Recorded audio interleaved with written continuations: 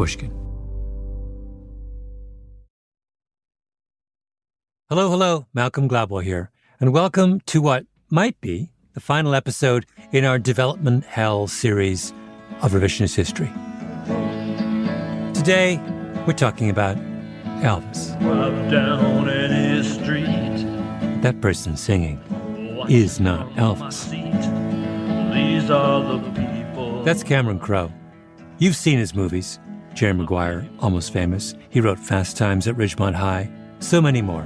In the city rain. And the guitarist on this song is Nancy Wilson from the mega 1970s band Heart, who at the time was Cameron Crowe's wife.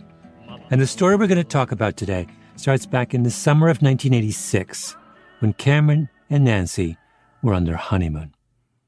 They spent it in a little cabin in the Pacific Northwest, a little cabin that would become the birthplace for today's movie that never was, Blue Seattle. A loving romp about two songwriters trying to write a movie for Elvis Presley. A movie about a couple writing a movie, written by a couple writing a movie. What's not to love? A script so meta that it belonged on the big screen, only the big screen wasn't big enough to handle it. Or something like that. Because one of the things that you might conclude in listening to this interview is that for Cameron Crowe, it is so much fun talking about his lost Elvis masterpiece that I think he's afraid that if he actually makes it, he'll feel abandoned. Like a version of screenwriter empty nest syndrome. So let's tell the story of Blue Seattle. And this interview is different from all the other Development Hell stories we told on this series, because instead of giving us the script to his movie, Cameron Crowe gave us the songs he and Nancy wrote 40 years ago. As in every Elvis movie, the best parts are the songs. They capture a moment, that honeymoon burst of creative inspiration, and they tell a story about a young couple in love. I've been looking forward to this all week. Let's start from the beginning, because this is a story that needs, as you know, appropriate setup. Well, when we first talked, yeah. I went down a road that felt very friendly and evocative and filled with memories, because you are an Elvis guy. Your revisionist history on Elvis was seminal. And this idea of like never made projects from the heart and stuff, it combined with my love of Elvis and a particular part of Elvis to just want to like put this in your lap, Malcolm. Yeah. This was one that got away. Well, let's start with Elvis. So your first concert you ever attended as a kid, right, is an Elvis concert. That's right. I won tickets on the radio. You're 12. And, yeah, something like that. Which Elvis are you getting in that? Late period Elvis. 72 Elvis. The big high collars. Big high collars, karate kicks. He was a little obsessed with Nixon in my San Diego Sports Arena show. He did an imitation of Nixon, and at one point was on his back, kind of kicking his legs, just having fun. The king was having fun at my show. Baroque. It's Baroque. You got Baroque Elvis. I got Baroque Elvis, but Malcolm, there was one moment where it just broke through, like his genius really broke through. And it was a brief moment of sunlight through the clouds, but it was Bridge Over Troubled Water. Oh. And I felt him connect. And there was that moment where it was galvanizing. Yeah. And he was giving what he wanted to give. And the audience was like mid-shriek and kind of taking it in. And that was the DNA you were meant to build up from watching the show. Like, okay, there he is. When you're weary, feeling small. It was kind of fun and games Elvis. And so this is so much of your life's work kind of grows is growing from the tiny seed of that Elvis concert, right? I mean, Almost Famous. Yes, so this concert had a huge impact on you. It did, and also Malcolm, because like I took my mom, and my mom, you know, if you've seen Almost Famous, you know my mom. Yeah. It's unfair that we can't listen to our music. It's because it is about drugs and promiscuous sex. Simon and Garfunkel is poetry. Yes, it's poetry. It is the poetry of drugs and promiscuous sex. Honey, they're on pot. So that week changes a lot. So this was the door that gets cracked open where rock and, of course, my future love and that combined with journalism, I was on my way. Yeah. But Elvis was there at the gates, you know. And I still was obsessed with Elvis, but I was obsessed with the corners of Elvis's experience. And one of those corners was his movies. And I loved those B movies. Some might even call them C and D movies. He comes out of the box hot with Lovin' You and Jailhouse Rock. But eventually he's doing genre things for the money that Colonel Parker has put him up for. And, you know, there's a set formula for the Elvis movies that happened. And I became obsessed with those movies. Yes, yes. And you became obsessed with them because, I mean, one of the things I was trying to figure out as I listened to the music of the project we're going to talk about was I was trying to understand your intentions and so are you obsessed in a kind of... That's so delicately put. I love it. Are you winking at Elvis? Are you sharing in the fun or are you buying it? All of the above. All of the above. I think you just have to enjoy it for what it is, which is a romp.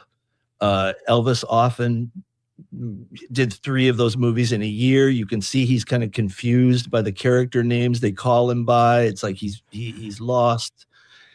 He's brilliantly lost. It's just, you know, you see so much. It's almost watching his face in these movies is like a diary that he never wrote. You can see, why am I here? You can see glimmers of, oh, this is good. Anne Margaret, Viva Las Vegas. Wait a minute. Yeah. She's challenging me. So it's all there, hidden in this candy-colored genre romp that the Elvis movies became. So all of the above. Yeah, yeah. So you develop early on, in other words, a rich and nuanced interpretation of who Elvis was and what he stands for. Yes. And that's is there any other artist who plays a comparable role in the development of your imagination? No, because there's only one guy artist who was so huge that he was able to make 30 throwaway movies that did well enough so that he could keep doing it, like perhaps against his will.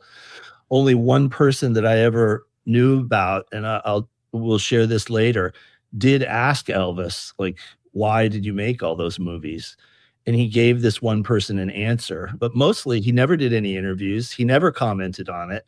He just did all those movies for 15 years. They squander quite a bit, you know, as John Lennon would tell you in his interviews, like, why is the king just like, you know, strolling around Hollywood sound stages with B-level stars singing like medium decent songs, you know? But that's part of the mysteries of Elvis. Yeah, yeah. So we have this is the kind of the necessary context. Yes. For the story that you're going to tell. Yeah. Okay. So it's the 80s and I had written Fast Times at Ridgemont High, which like amazingly kind of found an audience. So I kind of had a shot at possibly a screenwriting career. And in the middle of all this, I perhaps most importantly fell in love with Nancy Wilson, the great Nancy Wilson, amazing guitarist, half of the Wilson sisters who front their band Heart. So we were together for a while and then decided to get married. And it was a beautiful time. And Ann Wilson, Nancy's sister, had a cabin in Cannon Beach, Oregon. And that was where we wanted to go for a little honeymoon, you know, just borrow the cabin from Ann. Now, this you must know as a setup is Ann and Nancy Wilson, to this day, they're like the Everly Sisters. They sing together and it's like, you know, there's no thought that goes into it. They have the sibling voices that blend so beautifully. They're musical twins in a way. Anne sings, Nancy sings a little bit, but mostly plays this elegant, beautiful guitar. They're a serious duo.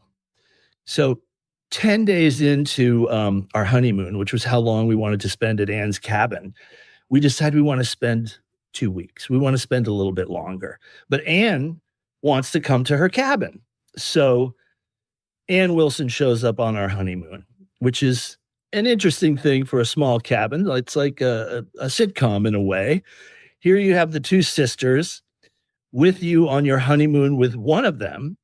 And what are you going to do in this small environment in a coastal town in Oregon where not much is going on? Well, we're going to do a musical project that will involve all three of us. Whose idea was this? Mine. It's yours. Because I love watching them sing together. And Nancy would later score my movies and stuff. And so we worked really well together. And Anne's a lot of fun. Now, all of this being said, I was working loosely on a book I wanted to do about Elvis movies. So that was on my mind. And like any idea that you believe is good, it's built on the things you love. And Elvis was one. Playing music with my wife was another. And SCTV and Martin Short was a third element. I loved Martin Short. That great comedy show, SCTV. I remember. I'm Canadian. So here comes this idea for a kind of, and this is the cousin of what you're doing, Malcolm. It's like lost masterpieces. What's something that like a movie that almost got made, and it's built on the burning fever inside your gut that this is the idea of all time. So I started building this idea of the great Elvis movie that never got made. And what's the story behind it? And I decided that it was like, you had Goffin and King, who were like a great couple songwriting. They're legends. They'd written all these great songs. The Beatles did some of them. I thought, like, what about a much lesser Goffin and King? Like, what about a couple who's a songwriting team that haven't gotten in the door? And it's Parnell and Zix was their name. Mm-hmm. Linda Parnell and Louis Zix. And Louis Zix, of these two songwriters, is obsessed with writing. He hears Elvis may do one more movie, and he's going to write with his songwriting partner wife. They're going to write this song cycle for the 10 songs of an Elvis movie that they're going to pitch and make. And this is the beginning of Blue Seattle, which is their song cycle, Malcolm, that they're going to try and sell to Elvis himself. And so here on our honeymoon, I began to write these Elvis songs that were fleshed out with Ann and Nancy Wilson of heart. And unironically, really, mostly, we were going to do these songs that captured all the elements of the Elvis movie formula. Now, before we get into the songs themselves, which I have to say are genius, I want you to define, you said, all the elements of the Elvis movie formula. Yeah. Break it down for me before we start. What are the elements, the crucial elements? Okay. The Elvis elements are this. So first of all, he has to have a name that sounds like a fist. You know, nothing too complex, just kind of like Deke Rivers was one. Buck Thomas, you know, so like we thought you start with a name that's like, you know, Mike Davis, something like that. And Elvis must always have workplace pride. He needs to do a couple different things in an Elvis movie of this era. But like they're often a strange combination of things. Like he can be a veterinarian who's also a race car driver, who also works at a county fair somehow. What a way to earn a living. You know, a little kid should appear at some point looking for some kind of mentorship, which he provides usually in the form of a song. He had confidence, a little thing called Dancing girls must appear. Would you mind telling me where I am? In the Garden of Paradise, noble master. So like that gets worked in. A fight, at least one fight. baby, we just take it. And a thoughtful moment over a pet. Come on, Albert. Don't be a fink. A good Elvis. Because, of course, Elvis... yeah. I mean, a dog. His love of dog. I mean, what was the seminal dog in Elvis's life? I've now forgotten. That song he used to sing over and over and over again as a teen was a song about a dead dog. Shep. Yes. Wasn't it? I think it's Shep. Yeah. These are the kind of stations of the Elvis cross that you've... The stations of the cross. Yeah. You can't say it any better. There's a lot going on in these movies. And he lined them up, man. He lined them up and did them. But then ultimately we end up at a place where Elvis's nobility is protected. He either gets the girl or he doesn't get the girl. And there's a rave up song that sends you out feeling good. Yeah. Yeah. And that's the Elvis movie. Have you watched all the Elvis movies? Yeah, definitely. And as long as you have these elements, you're in the ball game. Yeah. And of course, the songs are written outside of Elvis's experience, and usually they come to him at some point and they play him the songs. And legendarily, he's like, "No, okay, and do something with that. Okay, no, okay, now I'm tired." And they bring him more songs another day. And these are songs that the songwriters have like killed themselves over because they know they're going to have a session with Elvis. Yeah, yeah. And this was the songwriting couple in the story, my fictional story, Blue Seattle. Like, their dream is that they will one day be able to play these songs for Elvis and pitch this movie. Are we going to hear some of those songs, dear listener? Oh, yes, we are. After a quick break, Cameron Crowe is going to play us some of the music from Blue Seattle.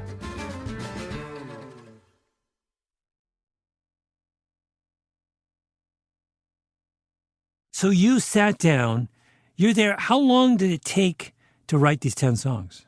Like 4 or 5 days, because I remember we made this cassette that we're going to listen to mercifully a little bit of. Yes. Maybe not a lot, but I remember we listened to it on our way back from the honeymoon, and we were like, this is really pretty good. Yeah. Wait, let's play that one. I think you're being far too modest. I have another one I want to recommend, but we'll get to that one. Just play, just to get us in the mood. Let's listen to your favorite of the 10 songs you wrote. Great. It's going to be My People. My People. Let's listen to My People.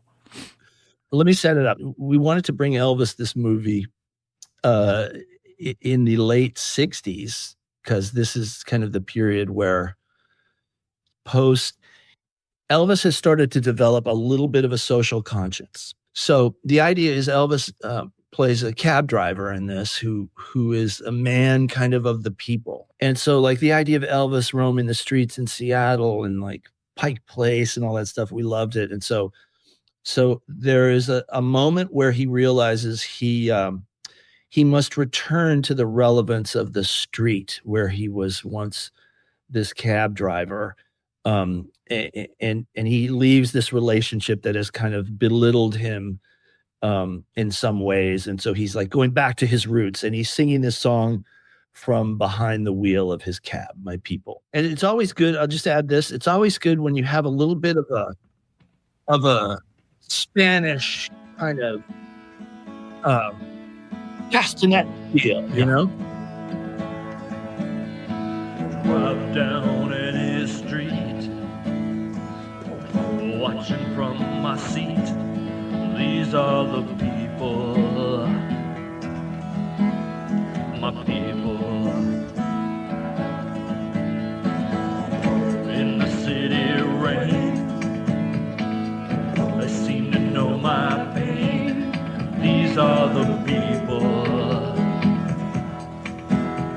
my people. I'm just an empty house, haunted by an image in my rearview mirror. Excuse me if I cry, I must forsake my pride. For the people. For the people. For the people. My people. Got a little Berthiera moment in there. And now another one.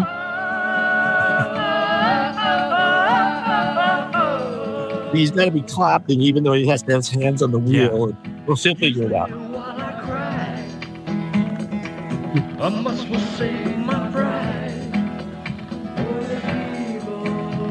for the people, my people.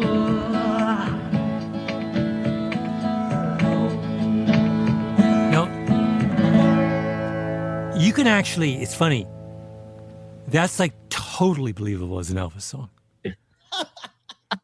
If I heard that on an Elvis album, I'm not thinking twice about it. I've come such a long way to hear you say that. No, I mean, I'm not blowing smoke here. No, I felt that too at the time. Like, you almost sell that to Elvis. Yeah. For one of those movies. Yeah. Yeah. Who's playing guitar on that? Nancy and Ann are both playing guitar and singing, and I'm like attempting to do an Elvis voice. Yeah. It's not bad. I'm the weak link for sure. It's not bad. That weak link. Your range. But they're fantastic. They can play anything at the drop of a hat, and their harmonies are so cool. But wait, let's start from the beginning. So Blue Seattle is the first song, sets the tone here. And what are we doing? What are we trying to do narratively with Blue Seattle? Usher you into an Elvis world of time and place and character. Yeah. Where fun will perhaps abound. Yeah. Let's play a little, just the first half of it, and then just to get a kind of feel, we get in the mood. Let's hear a little bit of it.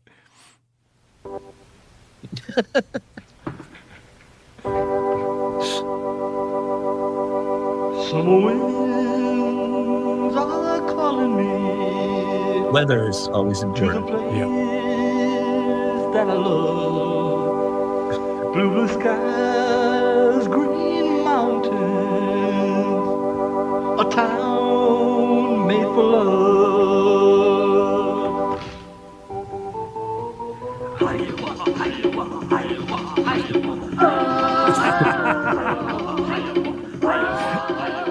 Just the native influence wafting through.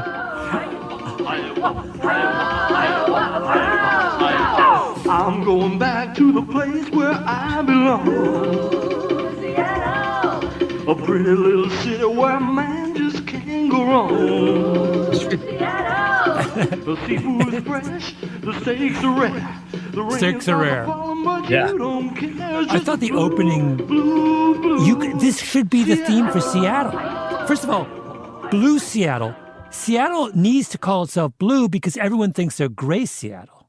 So as a marketing campaign to remind us that the skies are blue and the mountains are green is like, and secondly, just those openings, this place, the town made for love. I mean, come on. Why is the city not make this, just those three opening lines? That should be the official tagline for Seattle.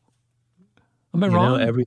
Everything takes its time. I'm realizing to come to this crossroads with you is really meaningful. So plus it happened at the World's Fair in Seattle. So this is like a reunion. Yeah. With an Elvis city that's like undervalued as an Elvis city. But wait, yes, Elvis plays Seattle during the expo? He makes a movie. It happened at the World's Fair. I forget who the co-star is, but like the Space Needle is on the poster for it. It's my goodness. Fantastic. Oh wow, a little kind of a little phallic imagery to add to the totally. Then we come to Pay the Fare. Yeah. And as you said earlier, in the kind of like in the Elvis movie taxonomy that you created, he needs to have multiple jobs, but one of them has to be a kind of keeping it real. That's right. And so the keep it real job we have here is we understand that he's a cab driver. He's a cab driver. Looking for love. Of course. Yeah. Let's do a minute of Pay the Fare. I see the little girl. I'll stand right over there. Maybe 40 seconds. 40 seconds. She's a one to stare. She's a one, she's a one, she's a one, she's the one. She's gonna pay the fare.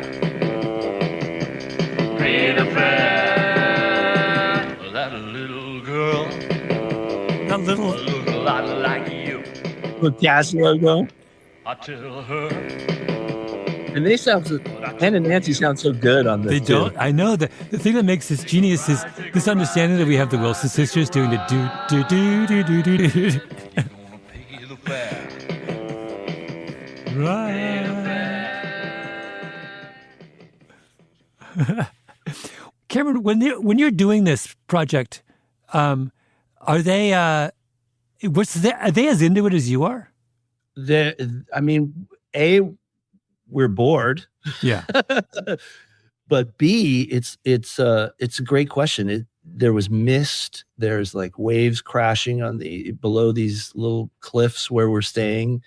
And in the middle of this, we're just like howling through these Elvis songs. It was an amazing honeymoon. Is there a lot of weed involved or not? Not really. Yeah. Not really. I think a lot of beers. I think we were just like lining up beers doing some of this stuff. Yeah. Yeah. I think we would have lost our hard Elvis edge if we'd gone to the weed too much. That would be the later Elvis movie. Yes, that's right. That's right. So Hiccups is the one. There's usually a novelty song that's completely embarrassing. That's what Hiccup is doing. Yeah, where Elvis is asked to do something that's really kind of beneath him. And he knows it. You can always see it in the movies when he's asked to do this, to play patty cakes with a little kid or do a move like that. He usually, if you're really looking at it with a microscope, he has a little fun, and then it gets old because they're asking him to do a number of takes, you can usually tell. And so by the end of the novelty song in the movies, he's so ready to move on. But it's important that he bonds with a child and a pet. Yeah. Yeah, those are crucial. This, it's just impossible not to be filled with sympathy for Elvis. I would want no part of his life. It just, everything about it just sounds, he's just locked up in this gilded cage, and he just sounds like he's desperately unhappy almost all the time. Yes, and the further you go into the movies, you see the anguish start to turn up. You can see the anguish build. And sometimes for whole movies, he's annoyed. Kind of just wondering why he's there while he's doing these lines. Yeah, yeah. It's sort of heartbreaking. It is. Let's do a little bit of Hiccups just so we understand the novelty. Because now that you say that, I was puzzling, I was listening, I was like, why is Hiccups here? Let's hear it. It's partly laugh, it's partly rhyme. The hiccup is an old friend of mine. There's no way to rid yourself of this little pesky elf. Hiccup, hiccup, hiccup, be gone. Hiccup, hiccup, hiccup, be gone. I was humming this to myself after. No, you're right. This is the heartbreak. This is like the guy who was truly dangerous is now doing the Hiccup song. Yeah, yeah. Culturally. That line at the end, my prescription is simply love. When he goes through all the cures for the hiccups, and then he comes as the only one that works for me is love, which by the way is like so poignant and so true. The one thing he was lacking was love, right? That's true. It's a truer line has really been written of Elvis, that he got every other drug, in quotes, offered to him and none worked.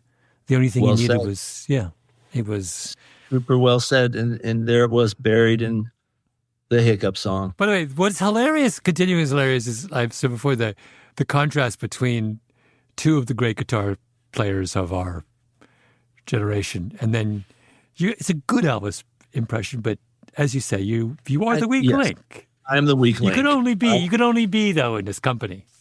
That's true. It's true. And of course, story-wise, which we'll get to, these are the demos that the songwriting team within the story are going to present to Elvis. So this would be they're recording these themselves. Yeah. Present to him, which I'll we'll talk about in a sec. Yeah. I'll try and be brief. I want to play One Chance to Love, and then let's talk a little bit more about context. This is where and this functions how. I think this is kind of the looking over his shoulder at the romantic landscape of Blue Seattle. He kind of steps out, and it's a single man in the spotlight, Roy Orbison kind of song. Yeah. That allows him to flex his vocal Elvis chops. And this time I think we should listen to the whole song. I think it's a lovely song. Yeah, let's do the whole thing. Thank you.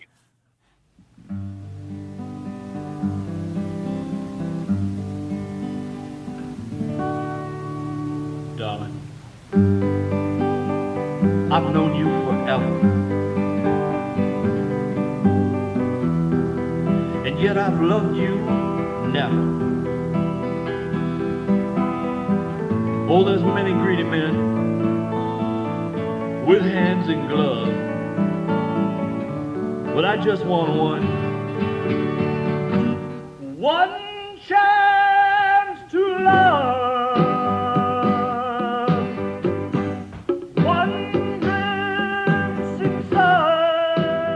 I want you to know I am giving it everything.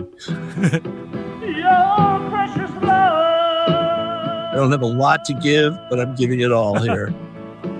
I call it mine.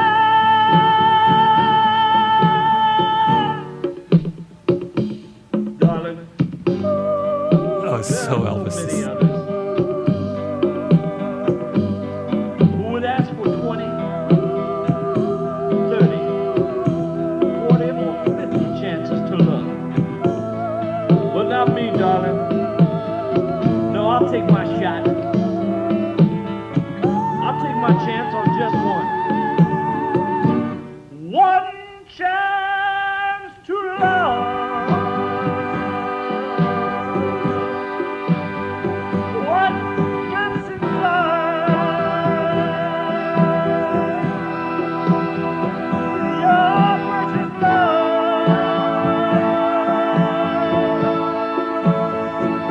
I call it mine. One chance to love. There's only one chance. There's not two. There's only one. One chance in love.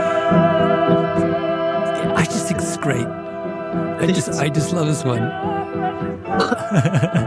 We're building this album. Yep. I call it mine. One chance to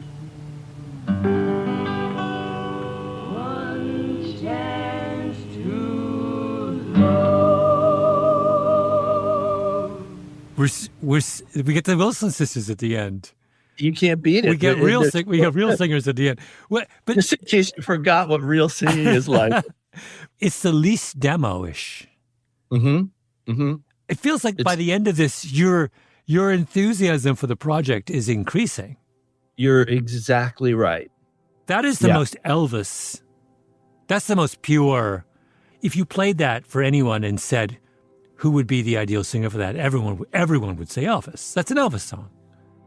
I'm so close to it, when you're the artist, Malcolm, it's hard to look outside the character you're playing sometimes. No, that's amazing. Thank you. I always dug One Chance to Love. Yeah. Okay, now that you've heard the songs, I think you understand why I needed to see this movie.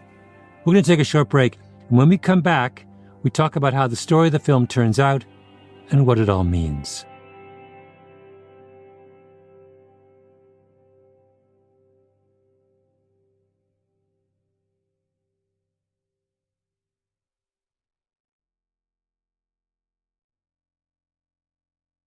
So we've got our 10 songs, and now this is the core of a narrative. You want to do you want to do this kind of tongue-in-cheek Elvis movie? Yes, pretending or tell the story of how it almost happened, or could have happened. That idea is what kind of landed for this. So to go back to the screenplay, did you actually write a screenplay around those songs? I did. So how does it begin with those two characters dreaming about writing an Elvis movie? Yeah, and enjoying one of the movies and trying to be productive in their own little songwriting career. And I got the feeling, story-wise, that Elvis had done the comeback special, and just maybe he had two more movies that he did after that. I think he did. I could be wrong. I think he did. He did a movie called, let me see, Chautauqua was the name of it, and it was kind of like a sought-after property. Mm-hmm. And he does this movie Chautauqua, but by the time it comes out, they've changed the name to The Trouble with Girls and How to Get Into It. So dashed again are his dying embers of an acting career. And then he goes into the last one, which is Change of Habit, which he does with Mary Tyler Moore. And of course, he plays a doctor. Wait, Elvis did a movie with Mary Tyler Moore? The last one. It's the last one. So I got the idea that our little songwriting duo gets a shot. That's the dream, to get the shot with Elvis. Yeah. They're ushered in, and they have a moment in his trailer where he's in his doctor uniform. There's a guitar in his trailer. He's on a break doing, Change of Habit. And he ushers them in.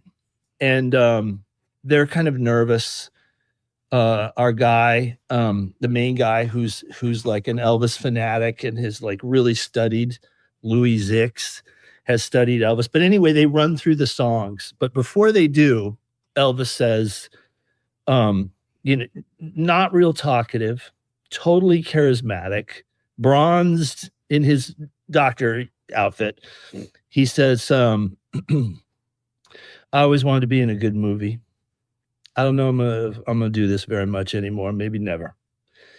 Go ahead. So with having led with I'm not really doing this stuff anymore. Yeah. These guys earnestly run through the songs. And Elvis listens. And he says, let me have the sheet music for the cab driver, my people song. Oh. And this one guy that's written the songs plays the guitar, Elvis's guitar, and accompanies him. And Elvis sings My People in that little trailer. And then a guy comes to get him to do a scene, and he's leaving.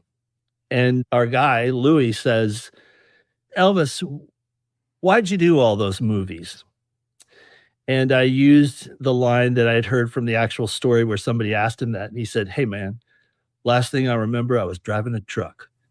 And he laughs and leaves.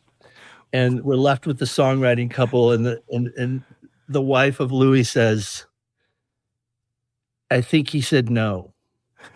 And Louis says, yeah, but what a no. That's like the greatest no ever. And she says, sometimes a no is maybe even better than a yes. Oh.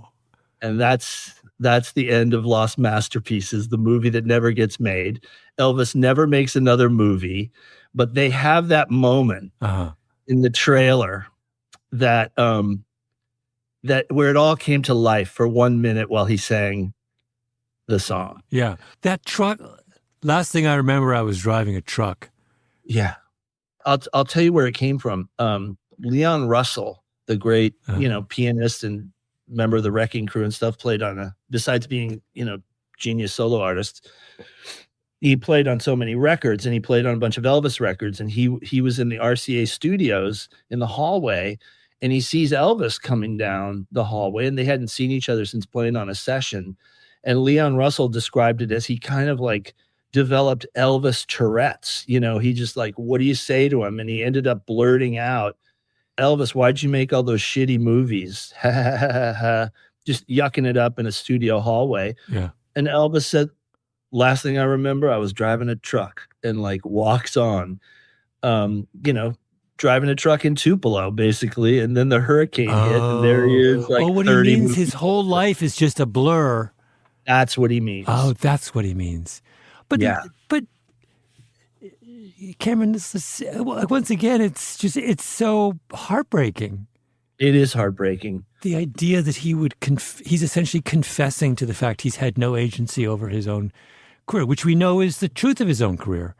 Yeah. That he just completely surrendered all decision-making to somebody else, to this kind of bad surrogate father. Yeah. And clearly, in what little research I've been able to do in the years past our little novelty project here, he didn't appreciate his movies.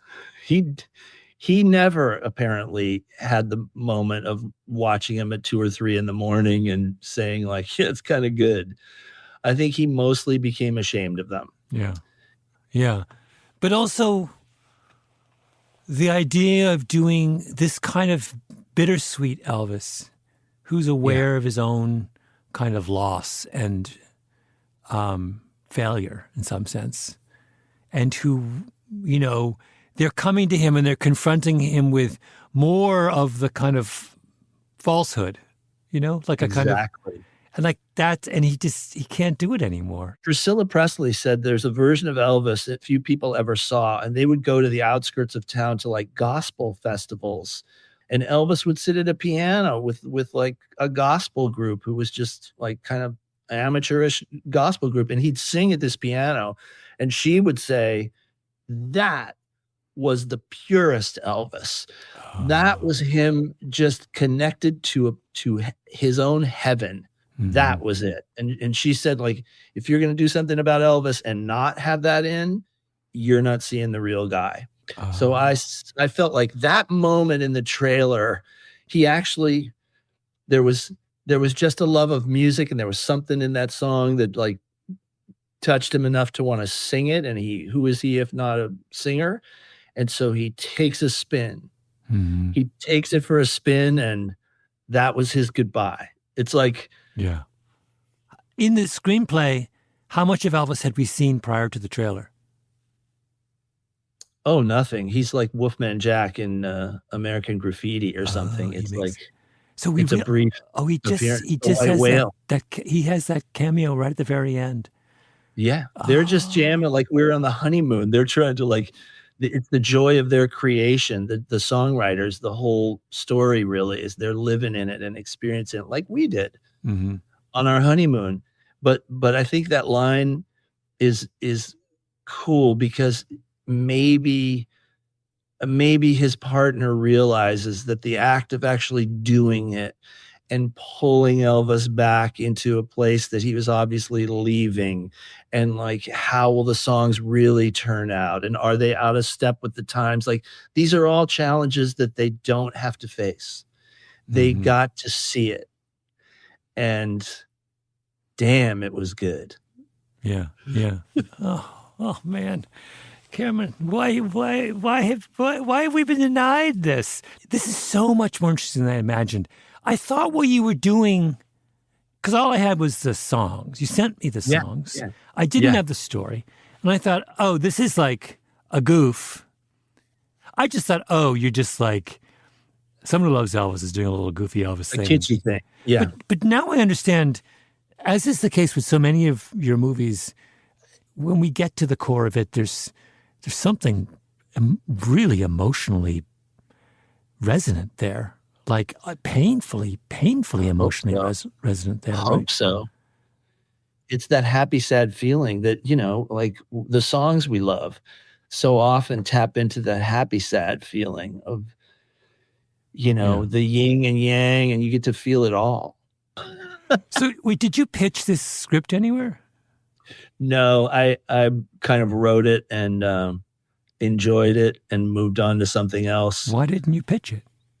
I hadn't started directing yet, really. And by the time that I did, I was already off on another journey. But I mean, I always loved the idea of the dream that almost happened. And this is what you're digging into right now.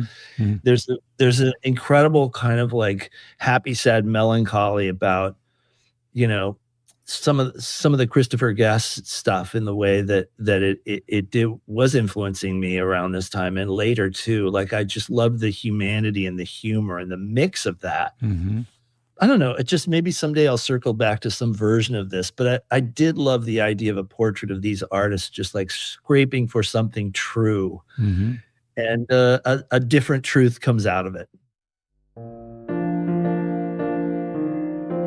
On this season's Development Hell series, we've heard stories about my brush with Hollywood glory, science fiction tales that never were, chimp-forward Michael Jackson biopics.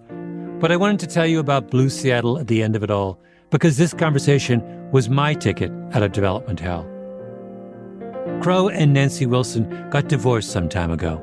We didn't talk about that, but I think it was part of the happy, sad feeling I got listening to these songs they made together right when they got married. Crowe is the king of happy sad on film, the kind of instant nostalgia that's all about feeling joy while knowing it will pass, that all things fade, but not if they never exist in the first place. That's the beauty of development hell. I thought it was all about missing out on projects the world deserves to see, and for some films, like, say, Bubbles, it really is. But it's also about ideas so perfect that realizing them on screen might do them a disservice. Will anyone's Elvis be better than Cameron Crowe singing with Nancy Wilson 10 days after they got married? How could you even shoot the scene where the songwriters run through all the songs they've written in a trailer? How's Elvis gonna clap his hands while driving his cab? Would it look ridiculous? Maybe. That's not the point. Does it sound amazing? Absolutely. And does it come to life in our imagination? Yes, it does. It's like Louis' wife says, sometimes a no is better than a yes.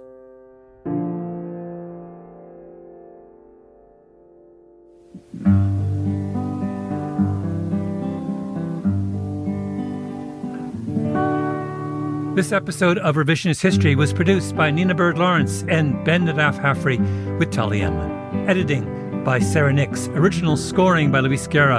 Engineering by Echo Mountain. Our executive producer is Jacob Smith.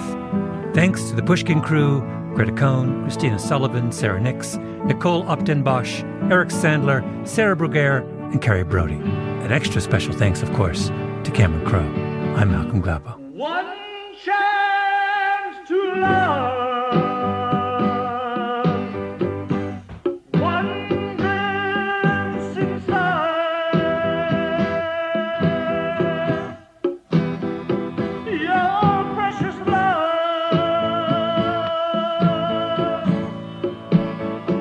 I call it mine.